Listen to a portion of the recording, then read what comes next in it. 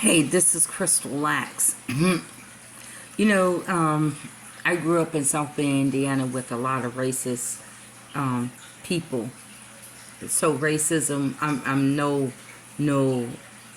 person, no black woman that can say that I never experienced it.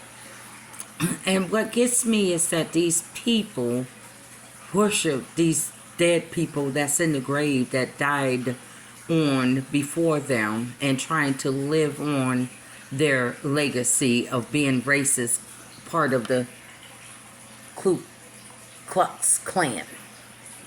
And the leader, what makes it so bad is that so you believe like your leader believed, the one that found it, right, in Indiana. So this is the young lady, you see her name? That was basically, she was a white American woman who raped and murdered, played a critical role in the demise of the second incarnation of the KKK, basically Ku Klux Klan, in March 1925. This is Wikipedia. That's your source for you to go back and study your own history. While working for the state of Indiana of an adult literacy campaign. You see that? She was abducted by D.C. Stevens Grand Dragon. You see that for yourself? Of Indian clans. You see that? She followed the suicide attempt. Stevens and men returned her home, assuming her injuries would soon prove fatal. You see? This is the same person that basically everyone looks up to, this organization. Organization of rapists, organization of murderers. This is what you cherish, right? This is what you teach your grandchildren to be like, right? This was a white woman. This is her. So they apparently they didn't have enough respect for not even their white women, let alone a black woman. So I'm supposed to be changing who I am as a black woman because a white man like this, of this type of organization, believe that I'm an ugly, big, fat black woman. So is that supposed to take some kind of anchor inside of me as a black woman?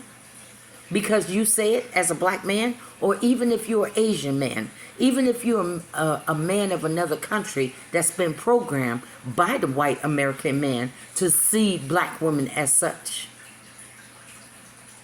Am I supposed to change for you? This is my own individual life. This right here. God said that, Jesus said, I come to give you life. Jesus come in our life to become our own personal savior. We are individuals. This is my life. I choose my own life, not you. You can only try to manipulate and play your racist ass catty manipulating games.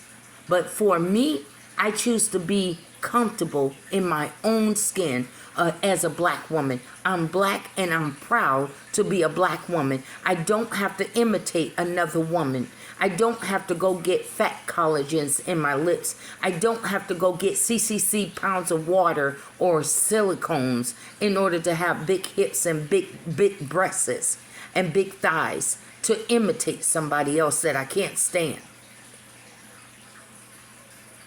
For you white women, this is what you live up to, huh? Right there, you believe in that? You believe in your white men raping and murdering women? That's what you believe in, right? Or your mind is too weak for that, huh? Same way with some of you white men.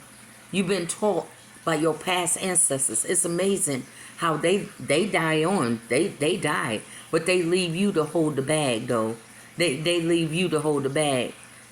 so that you can pull this on today's society generation and thinking that won't nobody strike you back.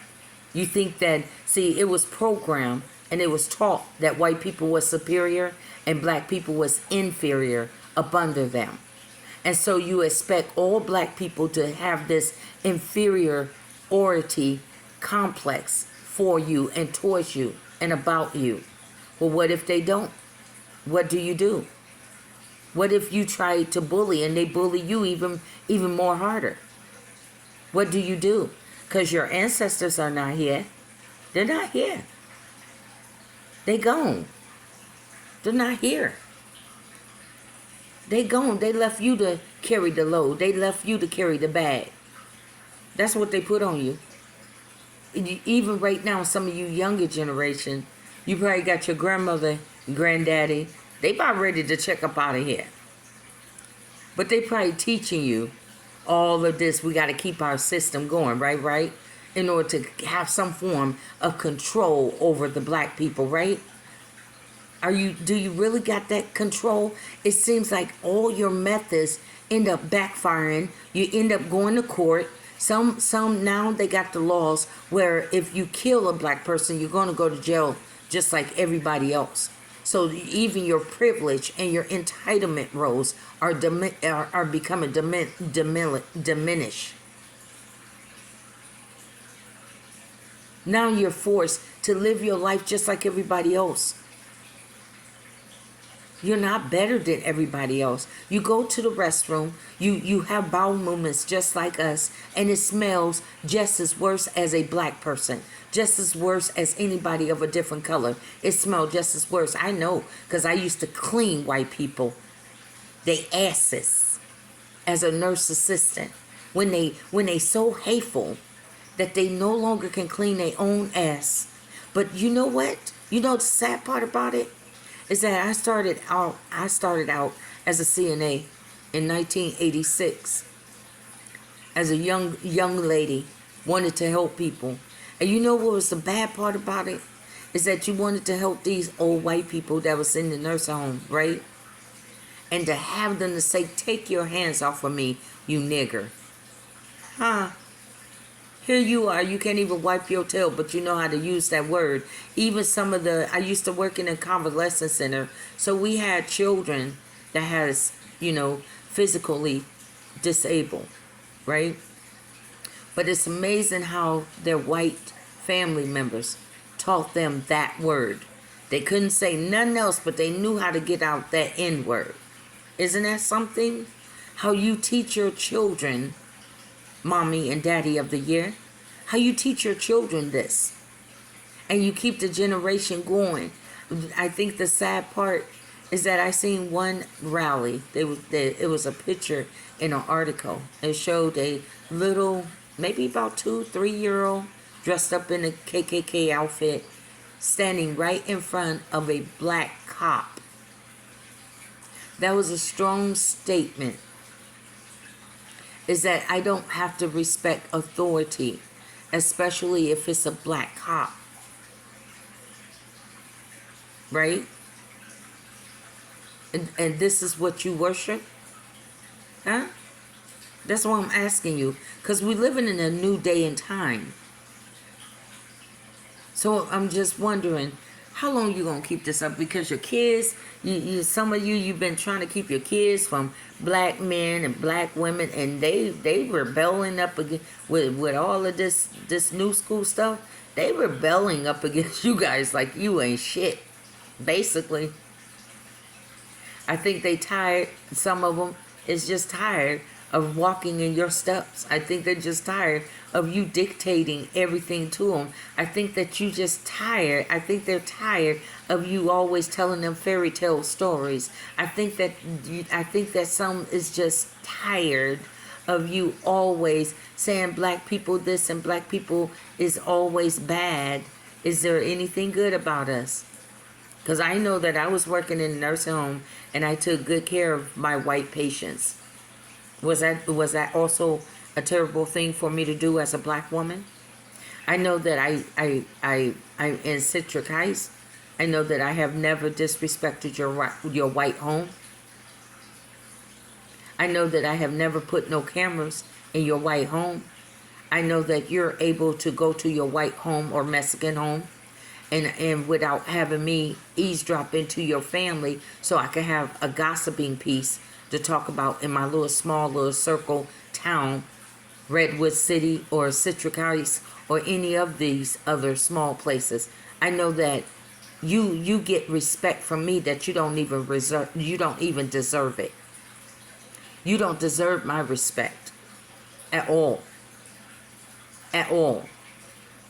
You haven't earned no form of respect from me at all.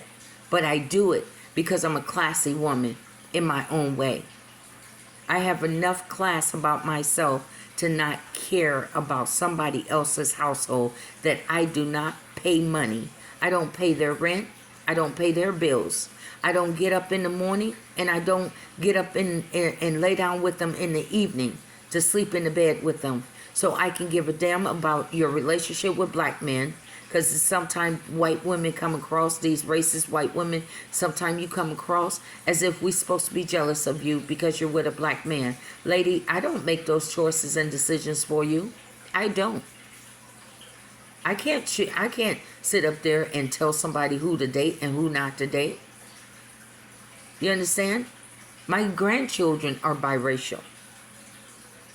My son like all women, period.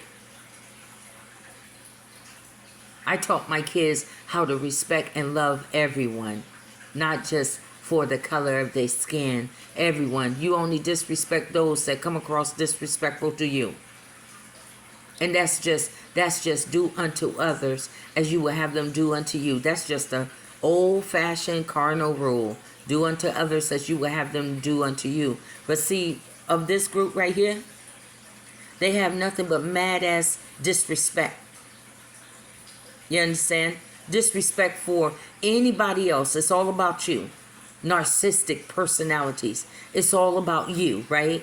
And for you to live your life because what? Because you feel that the ends and the Jews and everybody else is going to take over and they're going to out-dominate you. There's so much bullshit in that.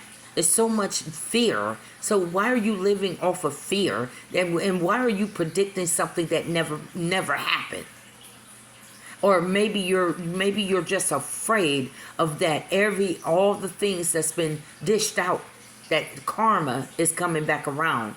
And maybe you're not so much fearing the people. Maybe you're fearing the karma because we don't did so much dirt to so many people that you're fearing your judgment day. Maybe that's it.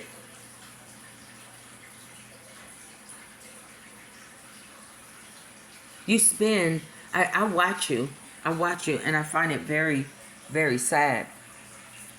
I watch how you sit up there, you try to plot and plan, just wasteless time. It's just wasteless energy. You're teaching these young people this mess. You're teaching this young people that when you go to school, you see a black person, because you're superior than these black kids. You call them anything that you want to call them, and then you teach them that nobody gonna put their hands on you because the black people is more inferior of you because of the color of your skin. Well, what happens when that's not true? What happens? Because some people don't like to deal with this, but it's like, no, this stuff is up in my life and it's being forced on me, and I didn't ask for it. You understand me? I didn't ask to be here, but I'm here. I was born in this country, and I have rights just like you. What is it? All about your rights and not about the rights of other people that was born in the United States of America? That's all citizens, whether they're black, white, or Hispanic, or what, whoever was born in the United States territories and boundaries. That's everybody's rights. And you know what makes it so bad? You have people that's still terrorists that can't stand all American people, all spoiled American people, including the Kklan. I don't give a damn about your little KKK, little flags. They can't stand now one of us. You spending, I'm looking at these people over here. They spend so much time trying to watch me and trying to observe me and listen on me. And you wonder why terrorists, you don't do that with terrorists.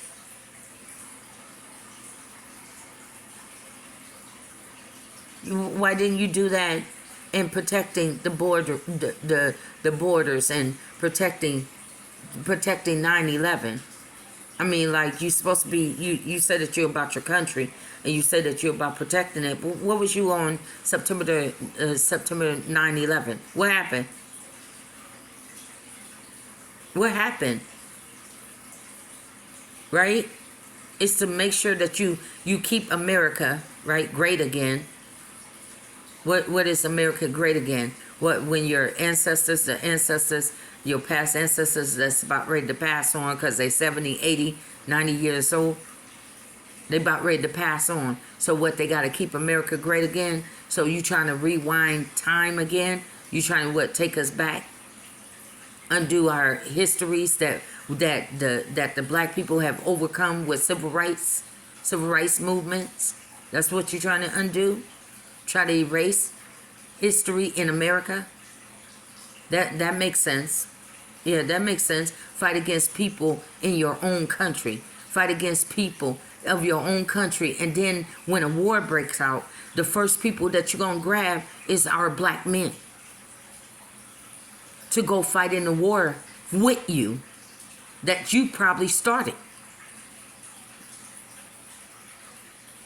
These same black people that you can't stand, but you'll sit up here and you'll grab our black men so they could go fight in the war. And the black women. Now, this is your history while you sitting up here being cute. You see that? You see that? Oh, her own white color, white skin color, raped her and murdered her. This is what you stand for, white woman? Huh? And I'm quite sure, as far as women right goes, the women back in the past that fought so hard for women rights, all women rights, for you to sit up there and condone behavior as such. You're like vomit to a person's stomach because you put up with this mess. They come across like they strong-ass women, but they get punked the hell down. Your kids get abused, you get abused. But when it comes to black women, all of a sudden, you brave, right? You got heart. She got heart. She get heart then. Right? You know how to sit up there and do catty and petty kind of fights with a black woman that ain't even bothering you. The truth is, I personally, because I'm my own individual person, I don't care nothing about your black man dating. Trust me. I don't see nothing wrong with it. I don't. And to your surprise, I have dated white guys. So as far as that goes, I don't see nothing wrong with love. Love can come in different colors. That's what I believe. So as far as me as an individual black woman, I don't care what you do, how you do it, the way that you do it. I really don't. You don't. I'm jealous of what? I don't have no reason to be jealous of you when I know who I am. That comes from life experience of you learning yourself as an individual woman, not as a group of women. When sometimes they say all black women is jealous of white women being with black men. So that's not true. My brother is married to a white woman. We got white people all throughout our damn family. That's not true, ma'am. That's not true, ma'am. Maybe you just been running across the wrong people, but that's not true. I'm not jealous of you. We don't have no reason to be. My cousins are biracial. We ain't got no reason to be jealous of you. Trust and believe that. But what I do have a concern about, that because you rock this and you keep on trying to live on old dead people, because this man is dead, the Grand Dragon. And he dead. The old slave masters that captured the slaves are dead. And if people are so superior, that means that you gotta be like this high deity, exempt from death. But you're not. You're made of human, of the mud and the dirt of the ground, just like everybody else. You're gonna die too, just like everybody else. Like your ancestors, like the past slave masters. You're gonna die too. You're not exempt. You're not superior. There's only one superior being, and that's God Almighty. He has the power to put all you KKK organization, Klan, all these different hate group. He got the power in the end to put all of you right there in the burning, hateful flames of hell. If that's where you want to go. That's where you want to go. You make the choice and decision. You make this choice and decision. I think that maybe you feel afraid and you figure that if you have KKK backing and some white brotherhood power backing you, then you good. You can do whatever the hell that you want because you got what? The white brotherhood or sisterhood? Let me ask you something though. Because I lived in Muncie, Indiana, and I watched all these people sit up here doing all of this harassing, just childish mess as grown-ass adults. But then these people wasn't living no wealthy life. They wasn't living, they was struggling just like we was, right? Financially. But they was still on this clown mentality. And what I didn't see was a truck pulling up with turkeys on Thanksgiving Day to these poor white people.